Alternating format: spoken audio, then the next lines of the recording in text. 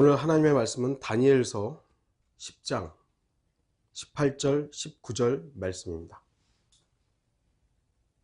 다니엘서 10장 18절 19절 말씀입니다. 제가 말씀을 읽도록 하겠습니다. 그러자 사람의 모습 같은 이가 다시 와서 나를 어루만져 내게 힘을 돋우어 주며 말하기를, 오 큰 사랑을 받은 사람아, 두려워 말라. 내게 평강이 있으라. 강건하라. 정령 강건하라 하더라. 그가 내게 말했을 때 내가 힘을 얻고 말하기를, 내 주께서 내게 힘을 돋우어 주셨으니 말씀하소서 하였더라. 오늘 말씀의 제목은 그리스도의 평강, 다른 말로 하면 그리스도의 샬롬, 그리스도인의 평강, 그리스도인의 샬롬이라는 제목입니다. 아까도 제가 잠깐 샬롬이라는 단어가 히브리어로 이제 평화, 화평, 평강 이런 단어의 의미가 있습니다. 오늘 본문은 다니엘이 3주 동안 금식하면서 애도하고 있을 때 히데겔 강가에 주님께서 다니엘에게 나타나셔서 다니엘과 대화하는 장면입니다. 본문 18절에서는 다니엘에게 힘을 돋우어 주며 말한 사람을 가리켜 사람의 모습 같은 이라고 말씀하고 있습니다. 다니엘서 10장 4절에서 6절을 보겠습니다. 첫째 달 24일에 내가 히데켈이라 하는 큰 강변에 있었는데, 그때 내가 눈을 들어 보았더니 보라, 어떤 사람이 세마포로 옷 입고 그의 허리는 우바스 정금으로 띠를 둘렀더라. 그의 몸은 녹보석 같고 그의 얼굴은 번개 모양 같으며 그의 눈은 횃불 같고 그의 팔과 발은 광채 나는 놋색깔 같으며 그의 말소리는 무리의 소리 같더라. 요한계시록 1장 13절에서 16절에도 이와 비슷한, 물론 완전히 일치하지는 않지만 아주 유사한 예수님에 대한 묘사가 있는 것을 볼 때 우리는 여기서 지칭하는 이 어떤 사람이 바로 예수 그리스도라는 것을 알 수 있습니다. 주님께서는 또한 14절에서 자신이 다니엘에게 오신 목적이 훗날들의 내 백성, 곧 이스라엘 백성에게 닥칠 것을 깨닫게 해주시기 위함이라고 말씀합니다. 14절 보시면, 이제 내가 훗날들의 내 백성에게 닥칠 것을, 이스라엘 백성에게 닥칠 것을 너에게 깨닫게 해주려고 왔노라. 이는 그 환상이 아직도 많은 날 동안 남아있기 때문이라 하더라 그랬습니다. 그런데 이제 16절에서 17절에서 다니엘은 이것을 깨닫고 나서 슬픔이 임합니다. 그러면서 호흡도 남아있지 않을 만큼 힘이 다 없어졌다고 말씀하고 있습니다.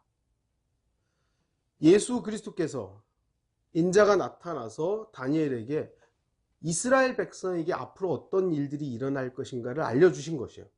그랬더니 다니엘은 그 말을 듣고, 그 말씀들을 듣고 슬픔에 빠졌고 호흡이 남아있지 않을 만큼 아주 기진맥진하게 되었던 것이죠.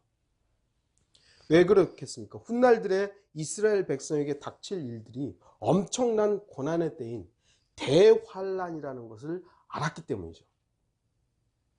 하지만 바로 그때 슬픔에 빠져 있는 다니엘에게 주님께서는 이렇게 말씀하시는 것입니다. 오 큰 사랑을 받은 사람아, 두려워 말라. 내게 평강이 있으라.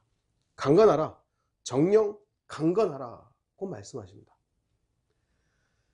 여기서 주목할 사실은 예수님께서 말씀하시자마자 19절 아랫부분에, 중간 부분에 그가 내게 말했을 때 내가 힘을 얻고 그렇습니다. 예수 그리스도께서 다니엘에게 평강이 있으라, 강건하라, 정령 강건하라고 말씀을 하시자마자 다니엘은 내가 힘을 얻고, 곧바로 다니엘은 힘을 얻었다는 것입니다. 오 큰 사랑을 받은 사람아, 내게 평강이 있으라 라고 하신 말씀에 주목하셔야 됩니다. 이 말씀은 다니엘뿐만 아니라 오늘날 저와 여러분에게도 하시는 말씀이기 때문입니다. 위에 있는 부분에서 11절에서 내게 말하기를, 오 큰 사랑을 받은 사람 다니엘아 라고 친히 이름을 부르며 말씀하시는 모습을 보게 되는데요. 어쩌면 주님께서도 우리에게도 각자의 이름을 부르면서 오, 큰 사랑을 받은 누구누구야, 내게 평강이 있으라 라고 말씀하시며 힘을 돋워 주시는지도 모르겠습니다. 여러분들 지금 어떤 상황 속에서 힘들고 어려운 부분들, 또 낙담되는 부분들이 있습니까? 주님께서는 이렇게 말씀합니다. 오, 큰 사랑을 받은 누구누구야, 내게 평강이 있으라, 강건하라. 사람이 그렇게 얘기했을 때는 사람의 그 말도 힘이 될 때가 있죠. 그런데 성경에 하나님께서 우리에게 말씀하십니다. 평강이 있고 강건하라고. 우리가 하나님으로부터 참으로 큰 사랑을 받았다는 사실을 생각할 때마다 정말 우리는 새롭게 감사함이 생겨나게 되는 것입니다. 여러분은 주님께 큰 사랑을 받으셨습니까? 한번 여러분 점검해 보세요. 나는 정말 주님 앞에 주님으로부터 큰 사랑을 받았는가? 그렇다면 이 오늘 본문에서 큰 사랑을 받은 사람아, 그 대상에 다니엘뿐만 아니라 바로 저와 여러분도 이 대상이 되는 것이죠. 사랑을 받았다면. 사람들은 너무나도 분주하게 살아가고 있습니다. 너무나도 바빠요. 수많은 사람들이 자신들의 일에 최선을 다하고 성과를 올리고 기뻐합니다.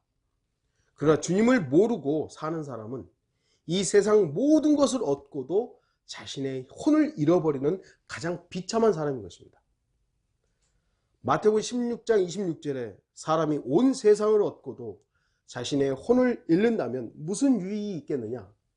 또 사람이 자기 혼을 무엇과 바꾸겠느냐?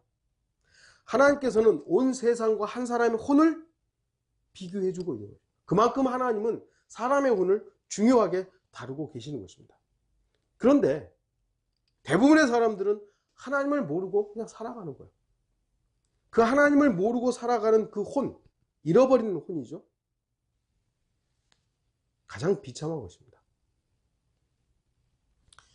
몇 년 전에 내셔널 포스트라는 잡지에서 기사를 썼는데요. 캐나다 오타와 심장연구소장인 밥 러버츠라는 박사가 전문가들을 대상으로 실시한 강연에서 인간의 수명이 2050년이면 150살까지 늘어날 것이라고 주장을 했습니다. 2050년. 사실은 엄청 많이 안 남았죠, 이제. 가까운 한 30년 정도만 있으면 2050년이에요. 그때 인간 수명이 150살 정도 될 거다. 150살. 요즘에는 100세 시대 이제 막 말을 하잖아요. 100세 시대, 100세 시대. 정말 사람들이 이제 100살까지 사는 것처럼 착각하게 만들고 있죠. 조금 더 하면은, 이제 120살까지도 얘기하더니 어떤 학자는 150살을 얘기하는 거예요. 아마도 사람들은 더 오래 살고 싶은 거예요. 오래 살고 싶은 거죠. 150살까지 살고 싶은 것이 인간의 바람일지도 모릅니다. 그런데 왜 사람들은 150살까지만 생각할까요? 200살 살면 안 되는 걸까요? 1000살은 안 되나요? 영원히 사는 건 불가능한 겁니까? 그렇죠. 인간으로는, 죄인으로서의 인간은 불가능하죠. 그러나 하나님께서는 영생에 대해서 말씀하고 있는 것입니다. 과학자들은 인간의 과학기술, 의학이 발전하면 150살은 충분할 수 있다라고 생각합니다.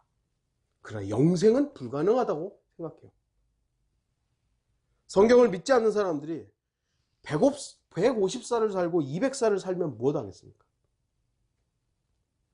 성경은 150살, 200살이 아니라 영생에 대해서 말씀하고 있습니다. 영원한 생명, 영원히 죽지 않는다. 저도 이 영원히 죽지 않는다는 것을 생각해 보면 참 아직은 경험하지 않은 것이기 때문에 조금은 막연할 수 있어요. 근데 나라는 존재가 영원히 있다. 물론 이런 지금 현재 이 존재로서 영원히 살면 또 다른 마귀겠죠. 그러나 성경은 우리에게 이 존재가 아닌, 존재 자체는 맞지만 변화된 사람으로서의 하나님의 형상이신 예수 그리스도를 완벽하게 일치된 형상으로 변화된 상태에서 영원한 삶을 말하기 때문에 그것처럼 영화롭고 영광스럽고 아름답고 완벽한 삶은 없을 것입니다. 다시 한번 말씀드리면 우리는 경험하지 못했기 때문에 이것을 완벽하게 설명은 못하지만 그래서 이것이 소망이죠. 아직 갖지 않았고 아직 모르기 때문에 소망이라고 말하는 거예요.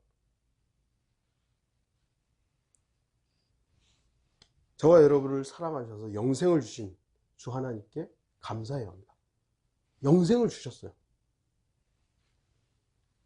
요한복음 14장 27절에서 주님은 제자들에게 이렇게 말씀하십니다. 내가 너희에게 화평을 남겨두나니 나의 화평을 너희에게 주노라. 내가 너희에게 주는 것은 세상이 주는 것과 같지 아니하니 너희는 마음에 근심하지 말고 두려워하지도 말라. 다니엘에게는 하나님께서 내게 평강이 있으라. 요한복음에서는 예수 그리스도께서 제자들에게 너희에게 화평을 남겨주겠다고. 이 화평을 남겨주는 근거들은 성령으로 말미암는 것이죠. 나의 화평을 너희에게 주노니 그랬습니다. 여기서 예수님께서는 나의 화평, 영어로는 동일한 peace라는 겁니다. peace, 평강, 평화, 평안. 제자들에게 주시겠다고 말씀하시면서 이 평안은, 이 평강은, 이 화평은 세상이 주는 것과 같지 않다라고 말씀하셨습니다. 세상은 평화, 화평이 뭘까요? 전쟁이 없는 것, 싸우지 않는 것. 물론 성경적인 부분에서도 이런 부분이 있죠. 안전한 것. 그러나 진정한 평화는 예수 그리스도죠. 예수 그리스도로 인해서, 주님으로 인해서 갖는 것입니다. 주님께서 주시는 화평, 평안, 평강, 평화를 참되게 경험한 사람이라면 이 평안이 세상이 주는 것과 같지 않다는 이 말씀에 참으로 공감할 수 있을 것입니다. 주님을 충분히 누리고 주님으로 인해서 참된 평안을 누린 사람이라면, 그걸 경험한 사람이라면 세상이 주는 것과 같지 않다는 걸 알 수 있을 것입니다. 구원받는 순간 주 안에서의 모든 것을 다 만족하지 않는 사람도 있습니다. 구원받았다고 해서 모든 것이 다 감사하고 모든 것이 다 만족한가? 그렇지 않은 사람도 있습니다. 그러나 자신이 받은 구원이 얼마나 값진 것인지, 주님 안에서 누리는 평안이 얼마나 큰지, 또한 어떤 삶이 가장 값진 삶인지 알게 되면 주님께만 감사하게 되고 참된 기쁨과 진정한 평안을 누리게 되는 것입니다. 주님으로 인해서 누리는 것이 얼마나 값진 것인지 알게 되면 주님으로만 누리려고 하는 것이죠. 세상이 주는 평안과 다르기 때문입니다. 주님께서는 이 나의 평안은 세상이 주는 것과 다르다고 말씀하셨습니다. 그렇기 때문에 무엇보다도 주님께서 주시는 화평은 언제나 거저 주시는 화평이기 때문에 대가를 지불하지 않아도 됩니다. 왜냐하면 예수님께서 이미 대가를 지불하셨기 때문이죠. 하나님과 화평함과, 이것이 진짜 화평이에요. 진짜 평안이에요. 세상에서 아무리 사람들이 전쟁을 안 한다 할지라도, 서로 싸우지 않는다 할지라도 하나님과 교제가 회복되지 않은, 그것은 가짜입니다. 다. 그래서 마귀는 가짜 평안을 자꾸 얘기하는 것이요. 우리나라도 지금 북한하고 평화 모드로 가고 있습니다만, 하나님과 화평하지 않으면서 인간들끼리 전쟁 안 한다? 다 가짜예요, 사실은. 거기에 사람들이 속고 있는 것이죠.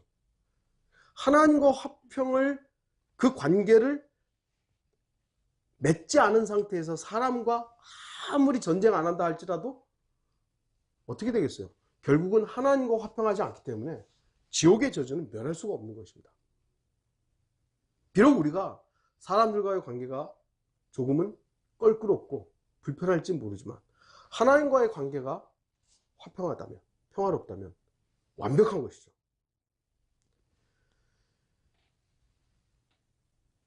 주님께서 바로 그 대가를 지불하셨고 하나님과 우리를 평화롭게 관계를 유지한 것입니다. 그런데 자꾸 이 평화를 유지하려고 내가 대가를 지불하려고 하기 때문에 문제가 생기는 것입니다. 대가를 지불하신 주님을 따르면 되는 것입니다. 주님께서 주시는 화평은 또한 영원한 화평이죠. 여러분이 구원받고 나서 주님께서는 성령 하나님을 통해 여러분 마음속에 화평을 넣어주셨습니다. 물론 처음에는 잘 모르다가 결국에는 그것이 영원한 화평이었다는 걸 알게 됩니다. 여러분이 주님께로부터 받은 화평은 다시 빼앗아가는 법이 없습니다. 왜 우리가 평안을 누리지 못하죠? 주님 안에 있지 않기 때문입니다.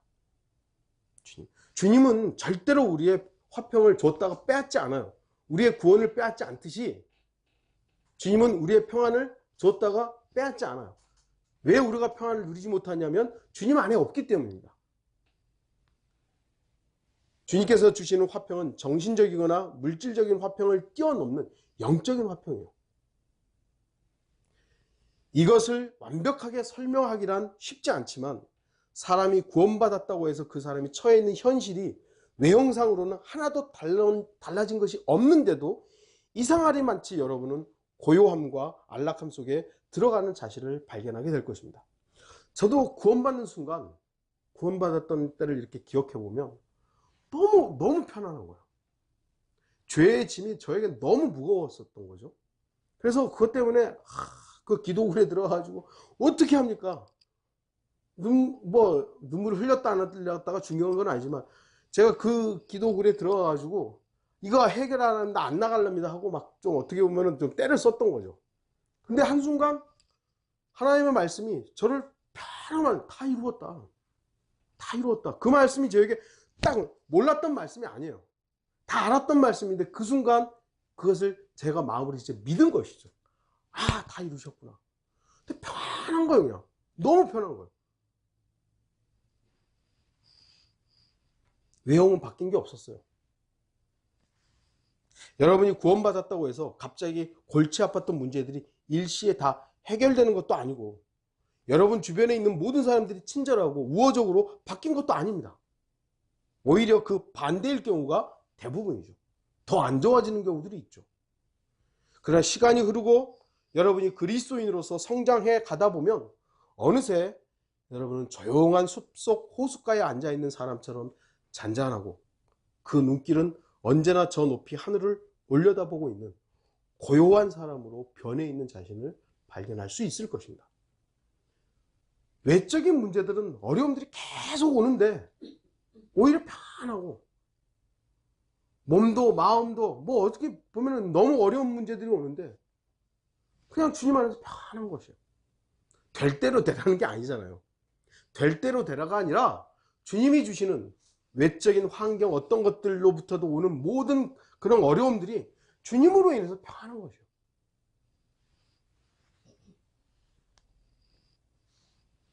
제가 제일 편안했던 어떤 시기를 가만히 떠올려 보면 과테말라 가서 에티틀란 그 호수 거기에 탁 앉아가지고 앞에 호수를 쫙 보면서 탁 앉아 너무 편한 거예요.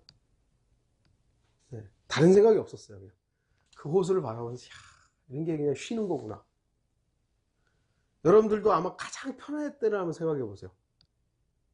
외적인 모습은 그런 것일지 모르지만 주님으로 인해서 누리는 평안이 그런 것이라면 우리는 주님으로부터 진짜 평안을 누리고 있는 거예요.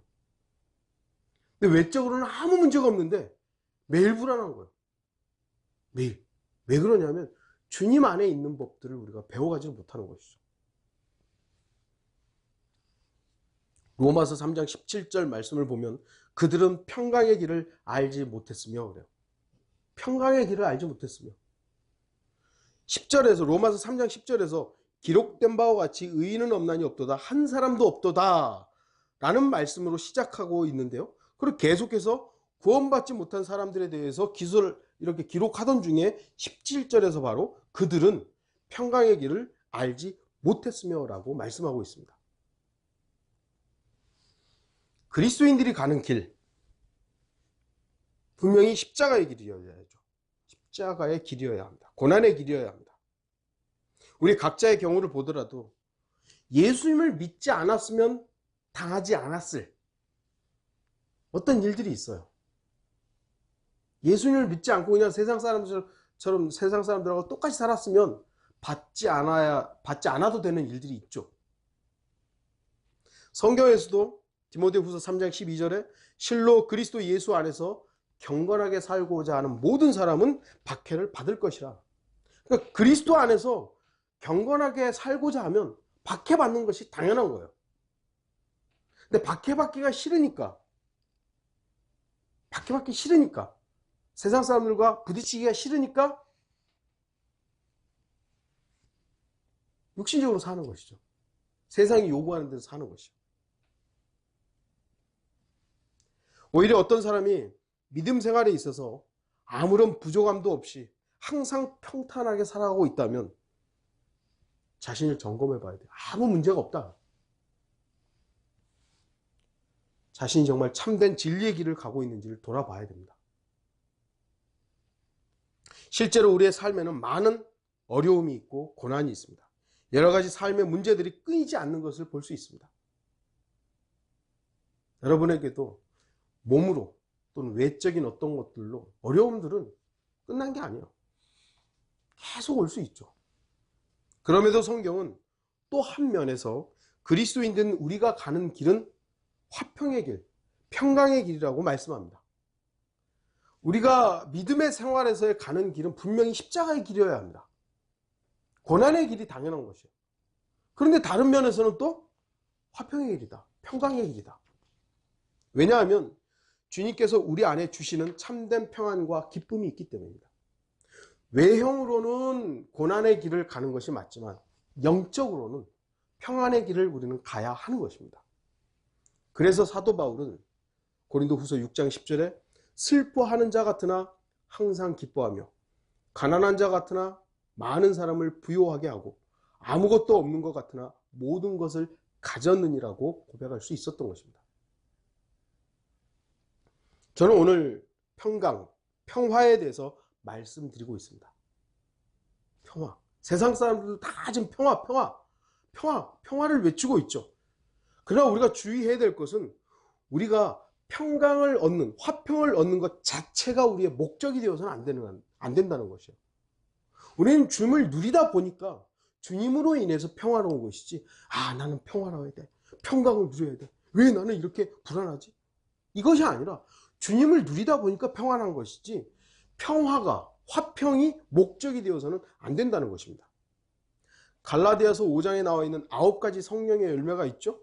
거기 두 번째와 세 번째가 기쁨과 화평입니다. 기쁨과 화평이에요. 그러면 이것은 우리의 노력으로 인해서 되는 것이 아니라는 겁니다. 성령의 열매예요, 말 그대로. 우리가 주님 안에 거할 때 자연스럽게 성령 하나님께서 맺는 열매입니다. 우리 스스로의 노력과 땀과 열심으로 맺을 수 있는 열매가 아니라는 거예요.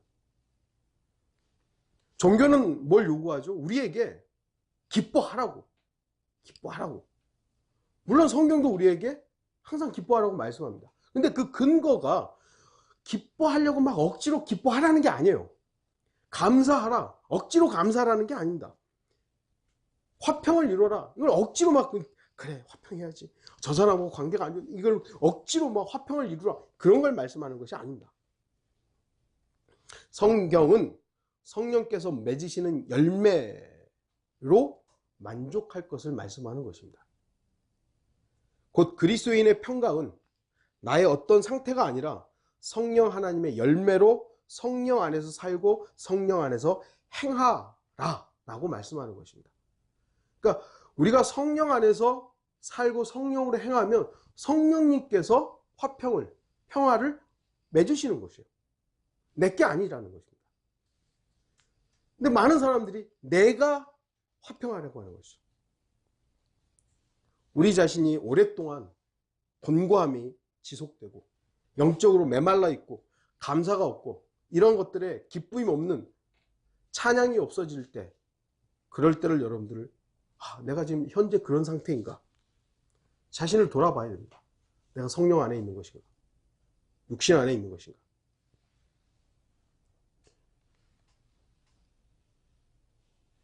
평안을 모르는 거예요.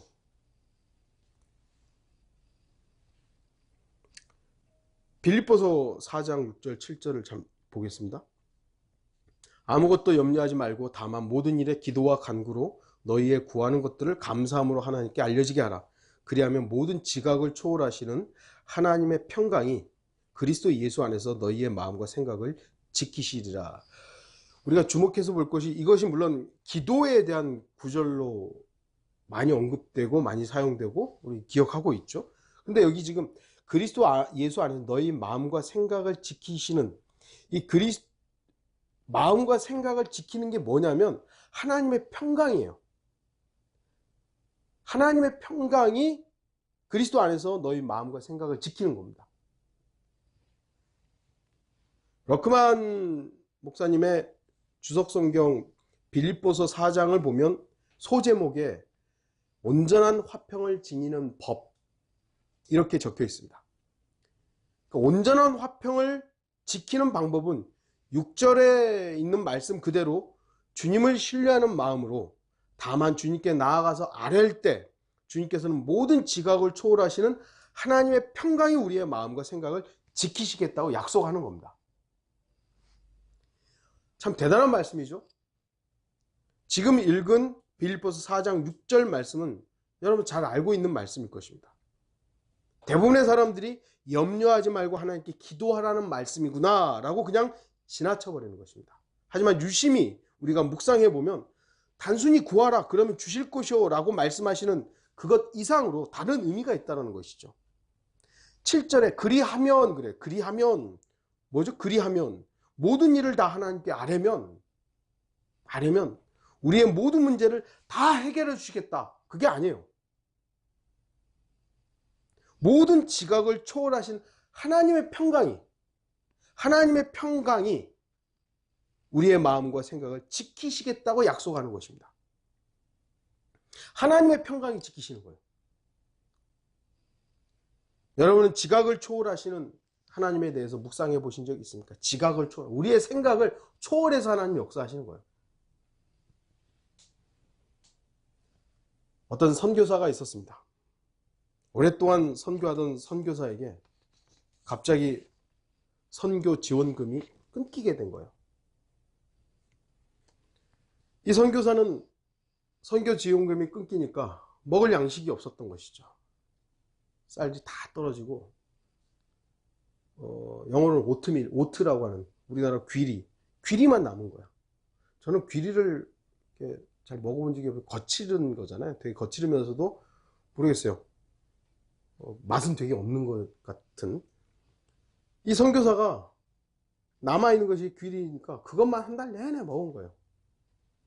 한 달 내내 그것만 먹으니까 영양분이 제대로 공급이 안 돼요. 그래서 어지럽고 현기증이 나요. 그래서 이제 병원에 간 겁니다. 그런데 진찰을 하던 의사가 이런 말을 합니다. 당신은 심각한 위험이었습니다. 그런데 잘못했으면 암으로 발전할 수 있었지만 다행히도 자극적인 음식을 먹지 않아서 악화되지 않았고 지금은 회복하는 중입니다. 참 다행입니다. 정말 우리의 지각을 초월하신 거죠.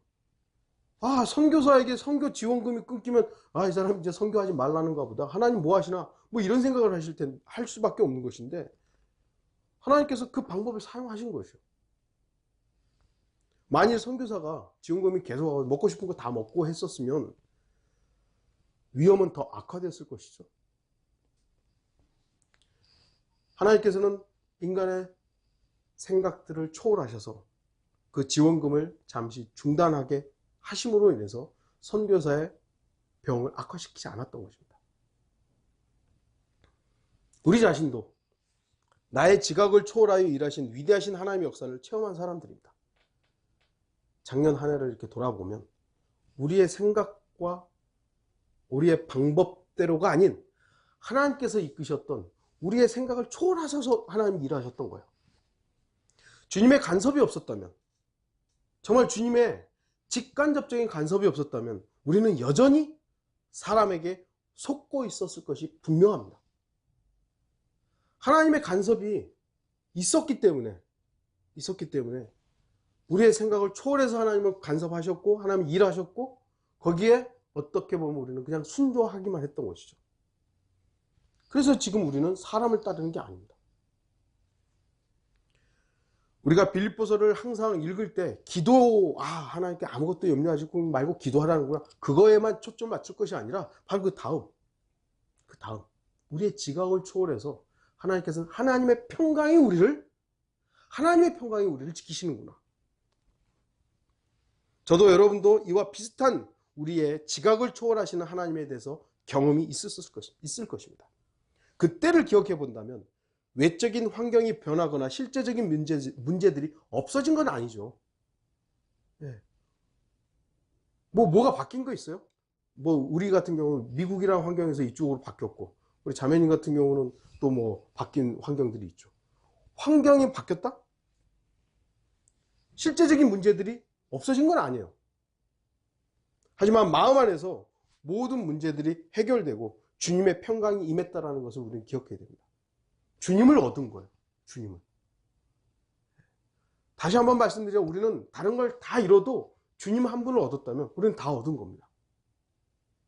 우리가 다른 걸 다 얻어도 주님을 잃어버리고 사람을 추앙하고 있다면 우리는 다 잃어버린 겁니다.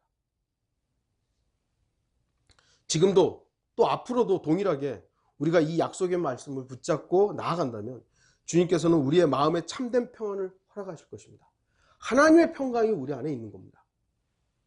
그리고 결국에는 모든 실제적인 문제들도 나의 길, 내가 원하는 방법이 아니라 주님의 길, 주님께서 원하시는 방법대로 해결하시고 인도하실 것입니다.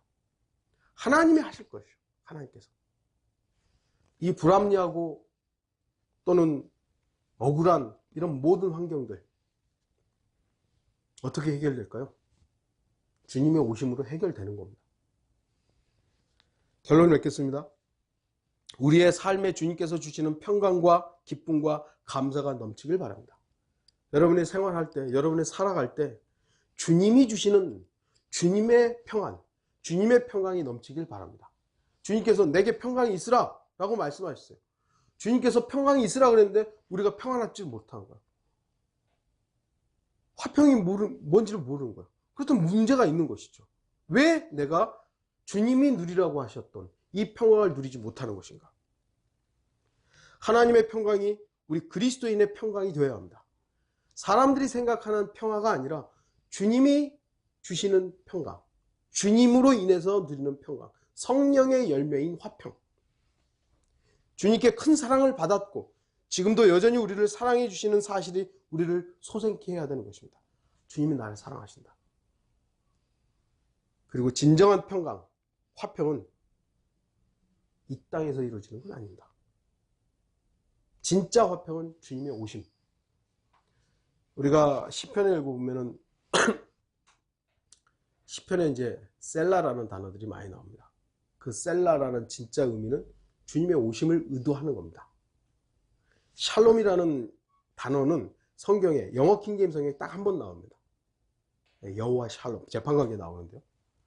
그 샬롬이라는 단어는 하나님으로부터 이루어진 것이에요. 하나님이 주셔야만 진짜예요. 우리가 아까도 말씀드렸죠. 인간들끼리 아무리 평화로워도 하나님과 화평을 누리지 못하면 그건 가짜예요. 오늘날 수많은 사람들이 가짜 평화, 가짜를 평안으로 얘기하고 있지만 우리가 누려야 될 진짜 평안은 주님입니다. 우리가 때로 공부할 수 있고 힘들 때도 있지만 늘 공부할 뿐이고 힘든 일 뿐이라면 우리는 이 길을 진짜 가기가 너무 어려울 것입니다. 그러나 주님께서는 우리에게 말씀하십니다. 오, 큰 사랑을 받은 사람아, 두려워 말라. 내게 평강이 있으라. 강건하라. 정령 강건하라. 주님께서 우리에게 그렇게 말씀하십니다. 이 시간 우리 모두가 하나님의 평강이 우리의 마음과 생각을 지켜주시기를 바라는 것입니다. 다 같이 기도하겠습니다.